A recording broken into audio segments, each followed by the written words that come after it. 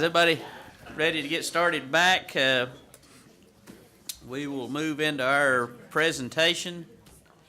It says Dr. Jack Gaden from Shikar Safari, but I think it's Mr. Maddox, isn't it? So, Darren, are you going to introduce him, or? Yes, we can.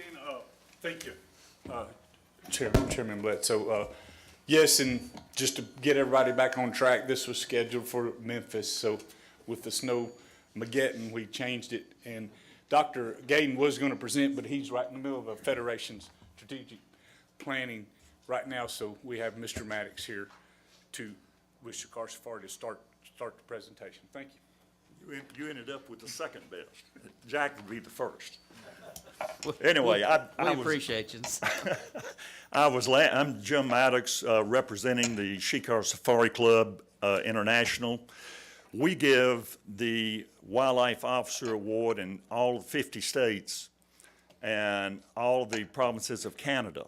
And along with the award goes a $20,000 life insurance policy. God, if you're killed in the line of duty, and unfortunately we've had to pay some of them. Not from the point of view of having to pay it, but from the point of view of you don't want to lose anybody. But also any children of the recipient, and Darren forgot about it. I gave Darren the award, I don't know how many years ago. But any children of a recipient that goes into wildlife studies or the wildlife management, we pay scholarships to those children. And we have, 30 or 40 children that are on scholarship right now that we pay the tuitions for. So with all that being said, we all have said, oh God, here comes the game warden. And how many of us have done that? Well, this is one of those times where you smile and say, thank God, here comes the game warden. And Sam, you are the recipient this year, and I'm so pleased to be able to get you up here along with Darren. And Darren has some further things to say about your accomplishments. I'm going home. I just found out I made $4,000 or $6,000 saved with college education, so I'm done for the day. No, Mr. Maddox, thank you. Thanks to Shikar Safari for being a great partner with the agency and recognizing our efforts and accomplishments of our officers. The Boating Law Enforcement Division today, on behalf of the agency, would like to recognize Officer Sam Bedwell as his Tennessee selection for the Shikar Safari Officer of the Year for 2015 recipient. Sam is he's from Region 1, District 12, and that's McNairy County. Everybody knows Buford Pusser lives there too. Officer Bedwell I'm going to read some of his accomplishments this year. He has reached over 1,300 people through his public outreach programs this year. Sam organized an aquatic program for the East and West Hardin elementary schools, in which the children were actually taken out to wade in the creeks to discover the aquatic life. Here he instructed kids in water quality, ecology, and the food chain. He also presented an archery program to 45 kids at the McNairy County Summer Enrichment event. He conducted a wildlife ID program for the Centennial Girls Group, where 47 girls gained skills in wildlife identification. There were over 500 people that requested wildlife and hunting information at Sam's booth that he held at the McNairy High School Sports Show. He also hosted a deer day at a local archery shop to answer questions and score deer heads, where he scored over 25 heads that day. Sam also wrote 13 newspaper articles for his local paper. These articles included everything from boating safety to current hunting topics and to all the hunting regulation changes. He also maintains a list of worthy recipients to accept donated deer and facilitate issuing out deer to these needy families. Sam also organized and participated in a free fishing event for a local senior center. Sam worked with the supervisor of the center and was able to get sponsorship for everyone to obtain a license. Sam assisted by baiting their hooks and stringing up the many catfish that were caught that day. And this is pretty cool right here.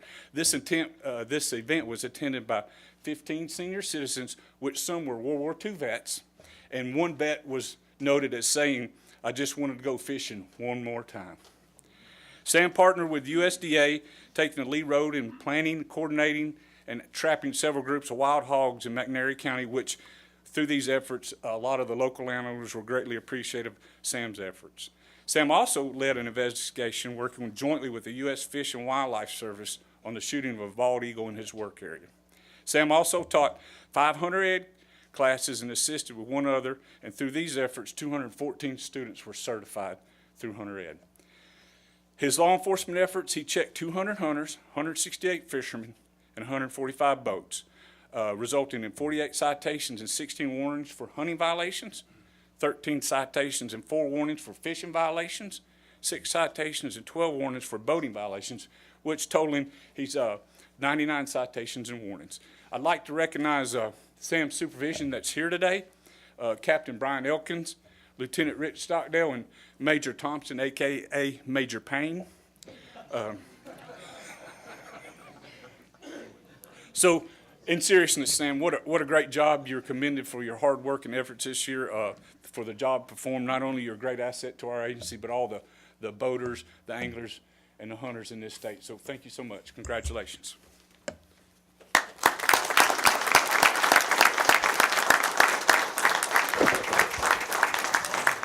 Just to be sure everybody knows, Sam is a West Tennessee guy from McNair County, one of my counties.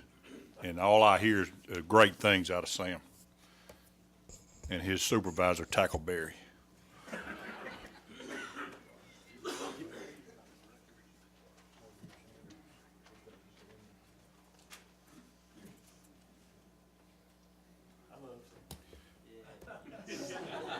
Let's Sam, get your wife in the picture.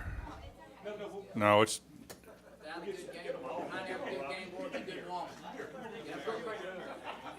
We need somebody pretty up there.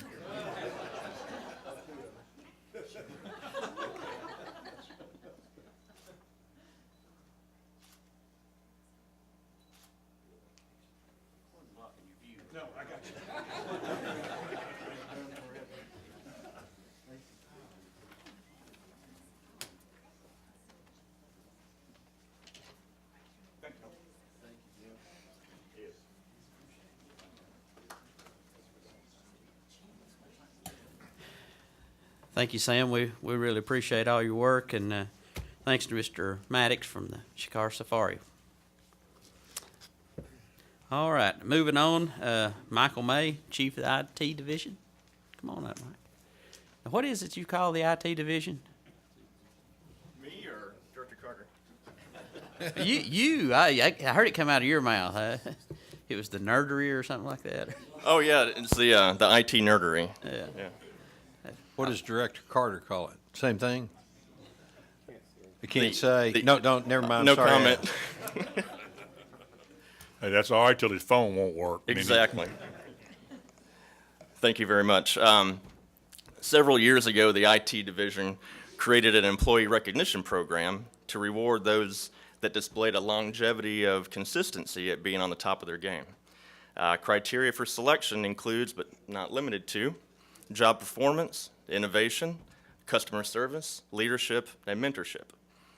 Our quarterly award winners for 2015 were Scott Denton, lead for the help desk support team, Sonia Northrup, lead for quota hunts, Bob Drury, lead for property management, and Alan Carden, one of our top programmers.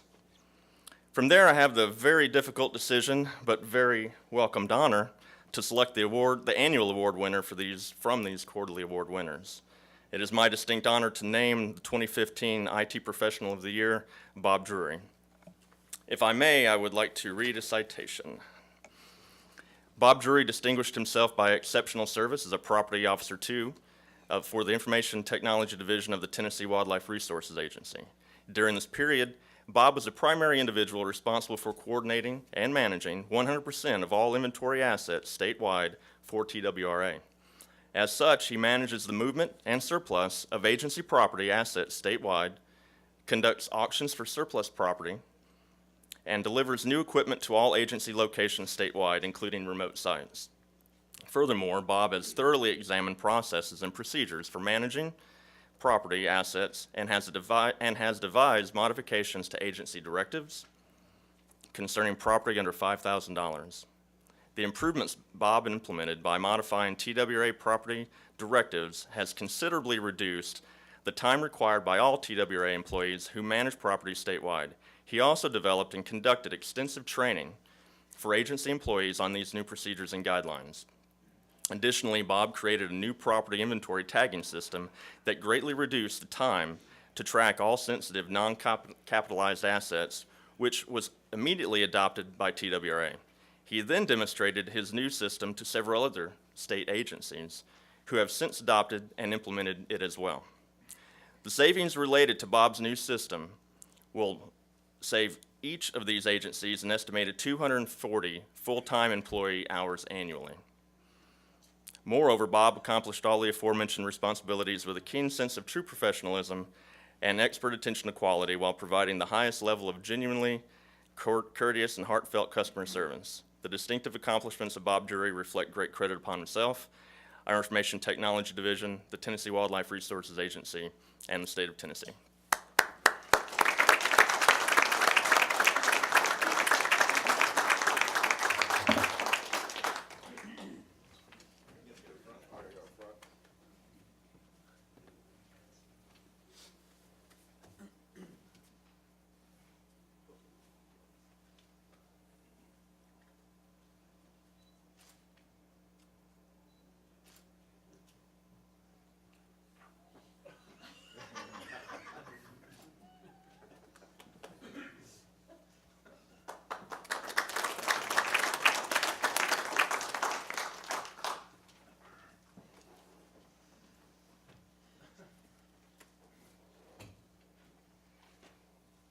Thank you, Michael, and thank you, Bob.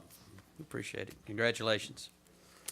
All right, moving into our committees, going to the Wildlife Committee, Chairman Jeff McMillan. Thank you, Chairman Bledsoe. At this time, I'll ask Assistant Chief of Wildlife, Joe Benedict, to come up and discuss a proclamation of Region 1 lands. Good morning, Commissioners.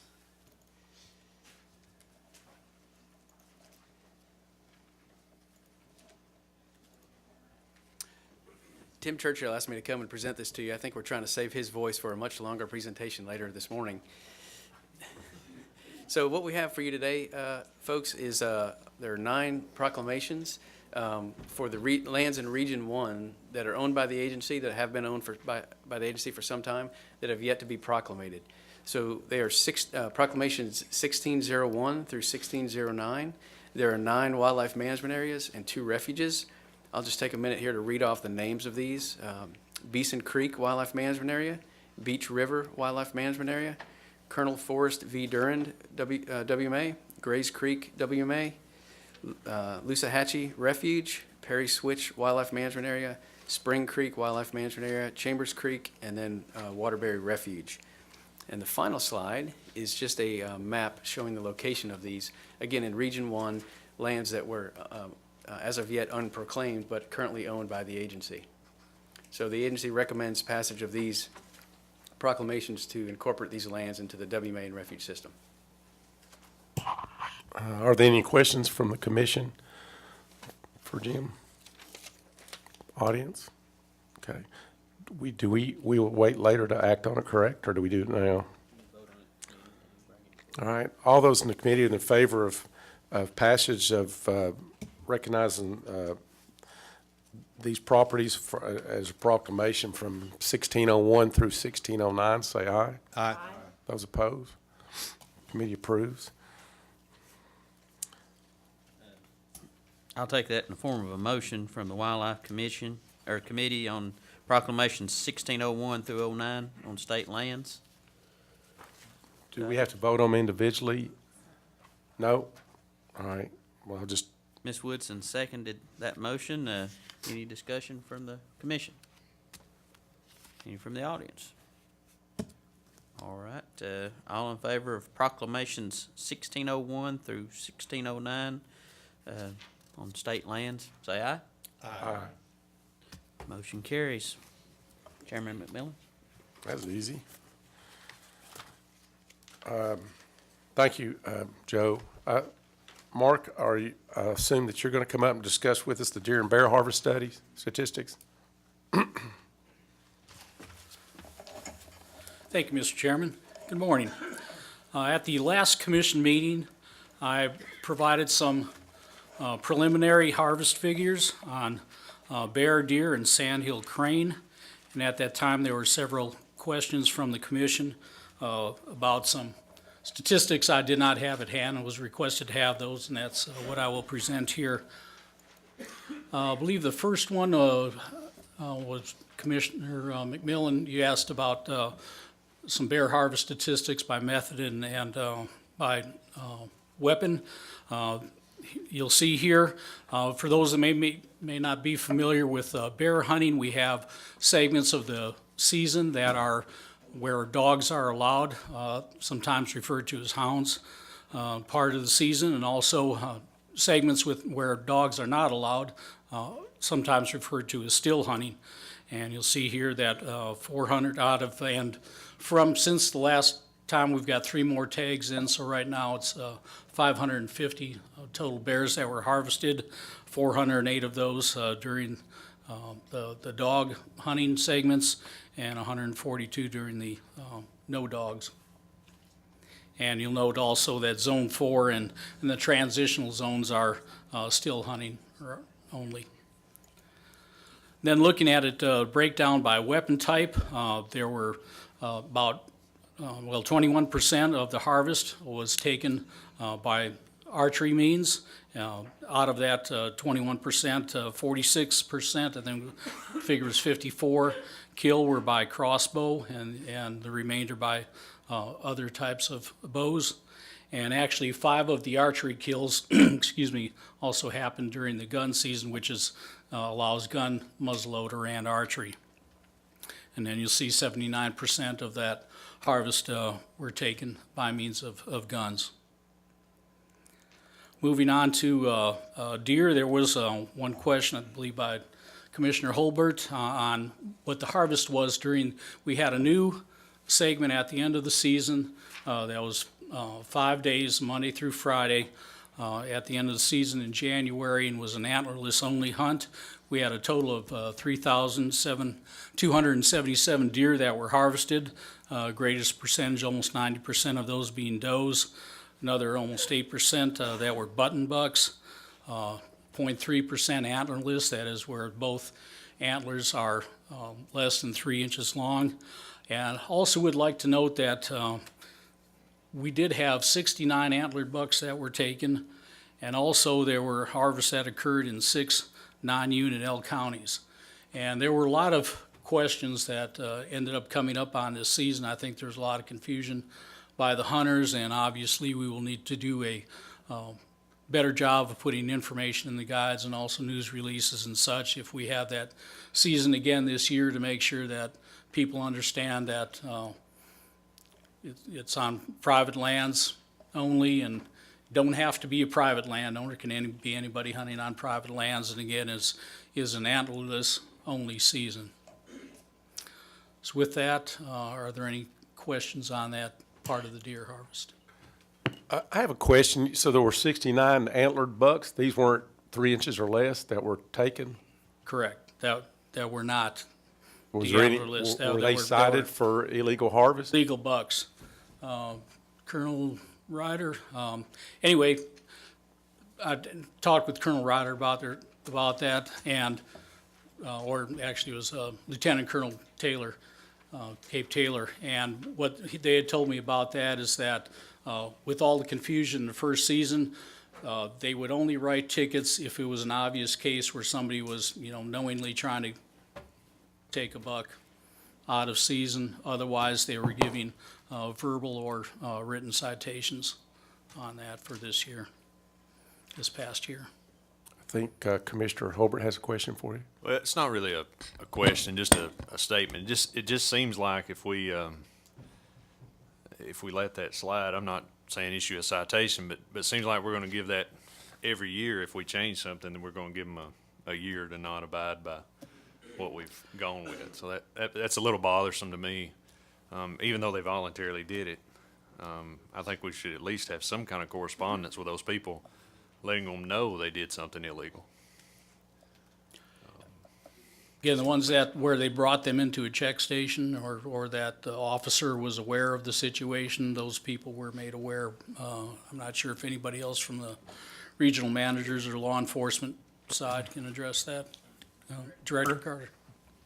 Yes, Mr. Chairman, we recognize exactly what Chief Goodland was talking about, that there were going to be a number of people who made an honest mistake because they didn't know. So we did contact those people. Everyone that checked in an antlered buck during that season were contacted and were either written warning citation or given a court citation if conditions warranted it. But those took further investigation to make sure that it wasn't just a mistake. So I guess we'll take appropriate measures next year to make sure we get the word out, because I think that a 1-year buffer is all it should get. That's just my opinion. I mean, I think that's a lot, 69 mistakes. How many people were out there hunting that would have shot antlered bucks that the numbers could have been so much higher? So I don't know. I thought that we did a pretty good job from publication, all that we made it pretty plain what that last week in Unit L was. I'm just kind of disappointed in that. I don't know how everybody else feels, but I don't much like seeing those statistics. So, yes, sir. I just wonder what precedent are we setting? I mean, we change season dates every year. Bag limits change based on federal guidelines or hunting limits. I mean, we change some things every year. So is it common practice for us to not enforce regulations for any change from year to year? There's a standard practice, Commissioner, when we make a change for the first year, it depends on really what the change is, but for most things that we change, a lot of times will be a warning citation for the first year, because there does seem to be a lag time between the time people actually understand some of the regulations and the time that from the time they're actually passed. So we look at each one of them individually, and we have to know going into court that what we would call prosecutive appeal, to know that they do have some appeal to the court to even go through the process. So we try to make a best case judgment as to which way to go on those, but for the most part, for instance, a separate example, if we were to change a regulation about a carriage requirement on a boat, if we would generally go through a warning citation for the next year to make sure people understood. Then the year after that, we agree totally with the commission that a year's time with both the information and the enforcement effort is all the lead time that we're going to actually employ before the thing goes to a higher court.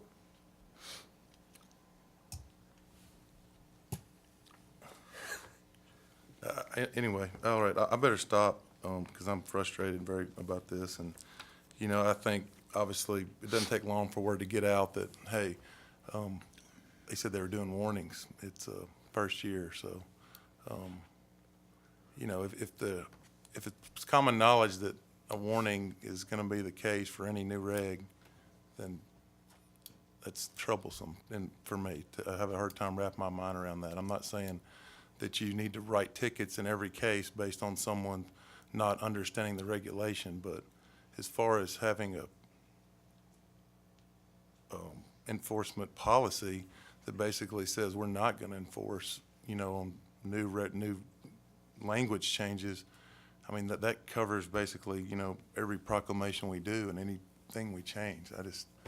I mean, it's clearly stated in the hunting guide. It was on social media. We didn't take something away. We added another week that was never there. If anything, most of the feedback I got was the people didn't even know that it was going to be open another week. They were like, I thought deer season ended. And I said, well, it did, but this is an antlers only. So anyway, I guess I've said my piece, but I think we need to. But the biggest thing I get from the public is, and I think we all agree, we want to enforce laws, which we do, and we want to have stiffer penalties for wildlife violations. So, you know, I don't know if this is going in that direction or not, but I understand honest mistakes are honest mistakes as well. So hopefully next year I'll be sure that everybody knows. Commissioner Watson? Director, did all 69 of these people, did they receive a warning? the ones that were not issued a court citation, and I Okay, can't so- tell you which ones those were, but Okay. these are the 69 that were self-reported. Okay. These are the folks that actually went through the process and reported an antlered buck to the agency through a checking process, as opposed to people who an officer would have found going outside that process. It's people that were intentionally doing it. The 69 we have here are the ones that we address through the self-reporting. But yes, they were contacted either through warning citation or by telephone, by letter, or something. Every person that did that knows that that was not a legal activity. To me, it seems like a high number, you know, of bucks killed. If this is just the number that were self-reported, do we have the number for the ones that were actually, that didn't report theirself, that we found through Facebook post or routine stops or whatever? So do this not is have just, that. the 69 is just self-reported bucks. Correct. So just could you get with me on how many were that weren't self-reported, that were illegally taken, that we found out about or know about, or obviously there's more, right? Or I'll ask law enforcement if they have additional ones that would not have been in this. Oh, Colonel Ryder? Yes, sir. Commissioner Teague, yeah, we'll get with you, and especially Mitch Bailey's here right now, and he can explain a lot more of this particular reason on the dynamics that were involved with the self-reporting and the flagrant, all that stuff. Yeah, if you'll spend a few minutes with us after me, we'll take care of your information. yeah, I understand. I just want to make sure people aren't taking advantage of us by knowing, you know, they can get away with certain things. At the same time, I realize, you know, as officers, you know, you can't just jump down somebody every time, you know, for things they didn't actually know. We need to give them the benefit of the doubt and give them a chance to, you know, if it's something on a boat or whatever, you know, give them time to get within the regulations. But I just, I see stuff like this, I just want to try to remove as much of the ability of people to, you know, to try to beat the system knowingly. Thanks. If I could just say one last thing, it's not a policy that we have made public. I suppose it is now, but that's not a policy we've made public going into a regulation change. The officers who wrote warnings, were the hunters allowed to keep their antlered buck? Yes, we can get into that more. If you want me to bring Mitch in on that, or do we want to do it after this meeting? That's what y'all's preference. We'll just get with them. Okay. Commissioner Ripley? Well, we have a section, I was just looking at our hunting guide, and we have a section that's entitled What's New for 2015, 2016, which I think is a great thing to have in this guide. I wonder if it couldn't be more predominantly or prominently, I should say, displayed in here. And I would recommend that be done if there's a way to make it graphically stand out a little better. I think that would be a good idea. Are there any other questions from the commission? Commissioner Cox? Change the subject. Do you have any idea how the percentage of button bucks compared to the regular season? I can try to pull up that slide from the previous presentation. Is that what you're looking Yeah, at? I just wondered if that was a higher or lower number, or it's about the same as As you have in the regular percentage? season. Yeah, I'm trying to remember what that was. If you give me a second. Are the 9 antlerless bucks that were taken that have horns 3 inches or less, is that what that means? Correct. That were not button bucks, but had the antlers, both antlers 3 inches or less. Man, you know, to me, if somebody's hunting and they got a pair of binoculars or something, can they not see a 3-inch horn? I mean, I don't know if that's not another thing that we need to visit this year. That's pretty liberal to me, but I don't know how the agency feels about it. But I know when I'm hunting and it's a doe only, I'm scared to even shoot. It gets a little dark to keep from shooting a button buck. But it seems like it's an excuse to take an antlered deer and just use that as one to keep from having to just shoot 2 bucks. It's almost like we're still giving them a 3 if they can shoot a 3-inch horned buck. I don't know. The rest of y'all agree with that, or what y'all's thoughts? I mean, that may be something we want to visit this spring when we do our hunting regulations to reduce that a little bit. I do note that most of Trey's trophies that he has on his wall are horns that are 3 inches or less, but I don't know that that's really relevant here. Well, trophies in the eye of the beholder. Yeah, I would echo what Commissioner McMillan said, and I think that will be discussed going forward. No, I do not have that. It looked like on the previous presentation, they were just lumped in on these figures here with the does and the antlerless bucks. Just a reminder that we do, for anyone, that we do have for our big game species, if you go to our Hunter's Toolbox on our website, you can look at a lot of these, filter the data and query it and come up with a lot of these statistics at your fingertips. And since, if we're done with the deer questions then, Are there other commission that would like to ask Mark a question concerning deer statistics? All right, we can proceed. okay, and since I touched on sandhill cranes and cougars last time, just wanted to briefly say we went from 113 birds reported kill on the sandhill cranes, and the figure's 150 right now. There'll probably be a few more that come in yet, but that's probably getting pretty close to our final harvest figure. And a lot of comments coming in from the hunter diary logs. A lot of them just did not hunt because it was so warm in December. Touching on cougars also, since the last commission meeting, we had 2 more verified sightings, both in Humphreys County. Probably good likelihood that it may be the cougar that was previously seen there, and also our great IT department has worked with us. And now when you go to the that part on our website and you look at the cougar sightings map, if you click on the dot, the location, you can bring up an actual picture, the trail cam picture or other information that we had on that cougar. So with that, again, we will be presenting our season recommendations at the April commission meeting, when we'll have a lot more in-depth final harvest figures on the various species at that time. I guess my last question for you, are you happy being chief of wildlife now? It's a fun challenge.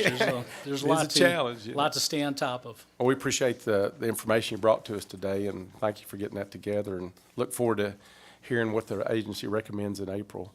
So I do appreciate it. And unless anybody has questions for Keith Goodland, we'll be through with that. All right. I think we had a request from John Daniel that he'd like to address the commission from the Tennessee Fur Harvester Association.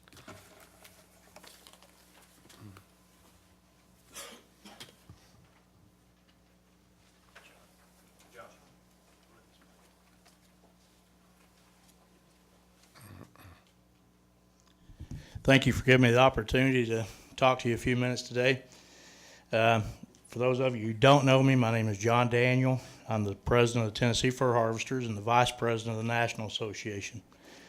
And I'd like to start off to tell you just a little bit about what I do and some things that I'm proud of from our state. When I started trapping when I was 13, I had no idea the opportunities it would offer me. The places I've been able to go throughout the country, and places I've been able to speak. And one of the things I always speak about, if I can, is how proud I am of our Tennessee Wildlife Resources Agency and the good job our sportsman's funded agency has done reestablishing wildlife and habitat in Tennessee. When I was small, I remember the low deer populations and the low raccoon populations, and there were no beaver, and things were a lot different than they are now. And I really commend the Tennessee Wildlife Resources Agency and all the work they have done over the years to reestablish. We have an agency that we can be proud of on a national level, and we can compare with any state DNR out there going today, and we really appreciate the job you guys do. A month or so back, I got a phone call that there was it was brought up about trapping, and in your meeting here, and I think someone had made the comment that trapping is basically gone by the wayside mostly. It's not quite the way it is. It's not what it used to be, and we're in a very down fur market right now. But trappers are still out there doing it the same as deer hunters do it, and turkey hunters do it, and everyone else. We are kind of like the small game hunters. We've diminished in numbers. A challenge we have really with all groups now through natural attrition is the younger generation doesn't want to be involved as much. We have 480 members. We set up booths across the state all year long, educating people on ethical trapping and the need for sound fur bearer management as a part of a tool for all fur bearer management, for all wildlife management. It's all a part of the same shell when you look at it. We have, as we heard earlier today, we had this group that was talking about the expansion of suburban sprawl and how that's affecting our WMAs and our Corps of Engineer properties and what have you. And we're continually in the southeast condensing all of our wildlife populations, which are more now than they used to be, into smaller areas. And the need of sound management in all areas of that is very important. Fur bearer management is right up there with them because most fur bearers are predators. Most fur bearers eat eggs, fawns, turkeys, raccoons, skunks, coyotes, fox. They all are predators. And we basically go across the state talking about that and that need of sound fur bearer management. About 10 or 11 years ago now, I established a trapper training camp at the Hiawassee Wildlife Refuge up in Birchwood, Tennessee. We have between 85 and 150 students each year. The interesting thing about that, most of those are people who have never trapped before or had any exposure to it, and that's what we're most proud of, is we're drawing those people and exposing them to what we do. Started out working with Wally Aiken there, and been working with Jason Jackson the last several years. Really had a good opportunity there to put out what we do to the public. I've extended an invitation to the TWRA to help to assist with skull collections for education purposes. I was up at Region 3 a few months ago, and they were talking about the need for that and the expense of it, how expensive it is for you guys to buy those skulls. And I came up with an idea that would help you guys and help us out as well. I extended an invitation to film our Hiawassee camp this year and maybe put it out there on one of your TV shows, let people know what we're doing. I also helped teach a trapper training TWRA class out at Signal Mountain a few weeks ago, out there with Bill Swan the third out there, and our past president James Lord helps out each year over in West Tennessee with a camp over there. Just wanted to thank you guys for the opportunity to work with you and extend the invitation out there to work with you guys more closely in the future in ways that will help both y'all and us, and thank you guys for what you do. Thank you.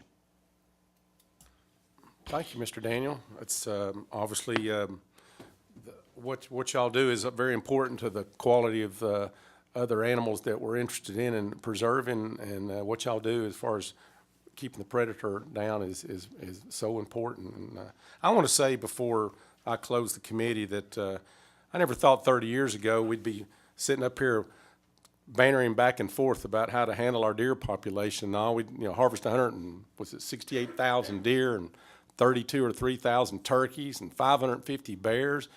I mean, 30 years ago, I would have never thought that we would even have the ability to sit up here and talk about it. So I don't think the commission, when our questions and our comments, is ever looking down or criticizing the agency. The agency's done a wonderful job, and past commissioners have obviously done a wonderful job, and I'm just glad to sit up here and be able to even talk about what we need to do to control the harvest and all. It's just, it's amazing. It blows me away. So I'm proud of our state and proud of this commission. So, but this concludes the Wildlife Management Committee.